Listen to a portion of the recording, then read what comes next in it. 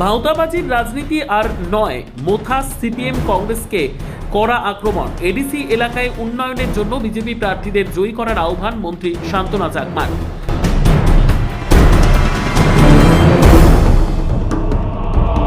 সবকা সাথ সবকা বিকাশ এই স্লোগানকে সামনে রেখে রাজ্যের সর্বাঙ্গীন উন্নয়ন সাধন করছে বিজেপি সরকার। এমনটাই দাবি করলেন রাজ্যের সমাজ কল্যাণ ও সমাজ শিক্ষা দপ্তরের মন্ত্রী শান্তনা চাকমা। শনিবার বেচারথল মণ্ডল কার্যালয়ে এই সাংবাদিক সম্মেলনে তিনি বলেন, পানীয় জল, রাস্তাঘাট, বিদ্যুৎ, স্কুল কলেজ এবং প্রধানমন্ত্রী আবাস যোজনা সহ বিভিন্ন উন্নয়নমূলক প্রকল্পের সুফল আজ সাধারণ মানুষ পাচ্ছেন।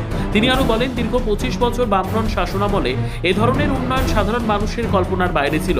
অন্যদিকে তিপ্রামথা দল এডিসির ক্ষমতায় থেকে ভাওতাবাজি প্রতিশ্রুতি দিলেও সেগুলোর বাস্তবায়ন করতে পারেনি। Greater Tripura land ADC police গঠন কিংবা 150 দিনের মধ্যে 23,000 চাকরির প্রতিশ্রুতি কোনোটিই পূরণ হয়নি বলে অভিযোগ করেন তিনি। মন্ত্রী দাবি করেন, এডিসিতে বিজেপি সরকার না থাকলেও রাজ্য সরকার উন্নয়নের কাজ চালিয়ে যাচ্ছে। বিভিন্ন এলাকায় রাস্তাঘাট থেকে শুরু করে বিশুদ্ধ পানীয় জল, বিদ্যুৎ, শিক্ষা প্রতিষ্ঠান গড়ে তোলা হচ্ছে।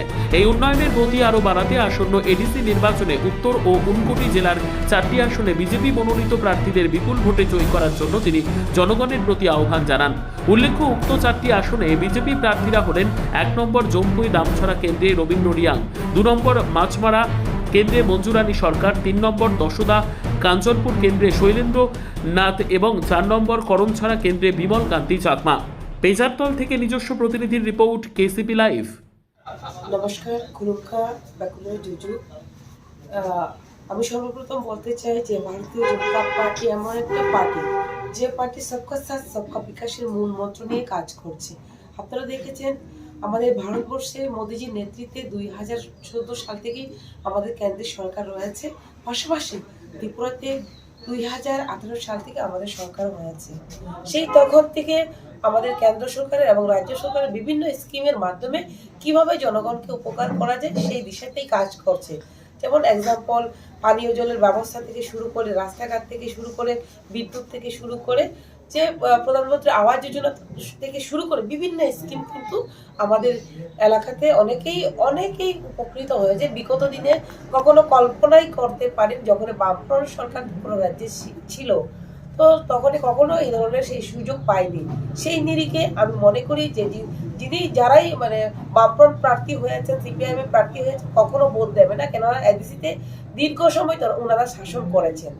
আর দ্বিতীয়ত হচ্ছে যে এডিসিতে তিপ্রামথা সরকার চলছে, 5 বছর ওনারা সরকারে ছিলেন। তো ওনারা যে কমিটমেন্ট দিয়েছিলেন, যেমন গ্রেটার ত্রিপুরা ল্যান্ড করা, সেটাও সম্ভব হয়নি। ওনার 23,000 চাকরি দিবেন 150 দিনের মধ্যে, সেটাও হয়নি। এবং পুলিশের চাকরি 6,000 চাকরি দেবেন ওনাদের এই ডিউরেশনের মধ্যে, সেটাও হয়নি। এক কথায় যে কমিটমেন্টগুলো দিয়েছিলেন একটাও ওনারা করতে পারেননি এবং উন্নয়নমূলক কাজ কিছুই দিতে পারেননি। একমাত্র কিছু এলাকাতে, জনজাতির এলাকাতে ছোটো কাপড় বানানোর ছোটো কিছু ডিস্ট্রিবিউশন করেছিলেন, সেটাই করেছেন, আর বিকল্প কিছু করেনি। তার জন্য আমি মনে করি যে তিপ্রামথা যারা প্রার্থীদেরও কেউ ভোট দেবে না। আর তৃতীয় হচ্ছে যে কংগ্রেস যে প্রার্থী, যে কংগ্রেস আপনারা কেন্দ্রেও দীর্ঘ ভারত স্বাধীন হওয়ার পরে দীর্ঘ বছর কংগ্রেসের শাসন ছিল, সেই সময়ও আজকে তিল দেখ পর্যন্ত উন্নয়ন করতে পারেনি। সেই নিরিখে কংগ্রেসের বেস আমাদের ত্রিপুরাতে নেই, এডিসিতেও নেই। সেই নিরিখে কিন্তু এডিসিতেও কিন্তু আমাদের যে এডিসি নির্বাচনে কংগ্রেসে কেউ ভোট দেবে না। একমাত্র ভারতীয় জনতা পার্টি যারা প্রার্থী হয়েছে, আমি মনে করি আমাদের প্রার্থীরা বিপুল পদে জয়যুক্ত করবেন। যে উন্নয়নের কথা বলেছে আপনাদের সামনে, সেই উন্নয়নকে আরো আমরা যাতে গতি বাড়াতে পারি সেই দিশাতে আমরা কাজ করে যাচ্ছি। কেননা আপনারা জানেন এডিসিতে আমাদের সরকার না থাকা সত্ত্বেও আমাদের সরকার কিন্তু এডিসিতেও কাজ দিচ্ছে, উন্নয়ন হচ্ছে, রাস্তাঘাট হচ্ছে, একলব্য বিদ্যালয় হচ্ছে, যেমন আমাদের এখানে নবোদয় বিদ্যালয় থেকে শুরু করে অনেক কিছু হচ্ছে। সেটা আমাদের সরকার না থাকা সত্ত্বেও আমরা করছি। যদি এডিসিতে আমাদের সরকার হয়, জাতি জনজাতি সমস্ত এলাকা আমরা উন্নয়ন করব।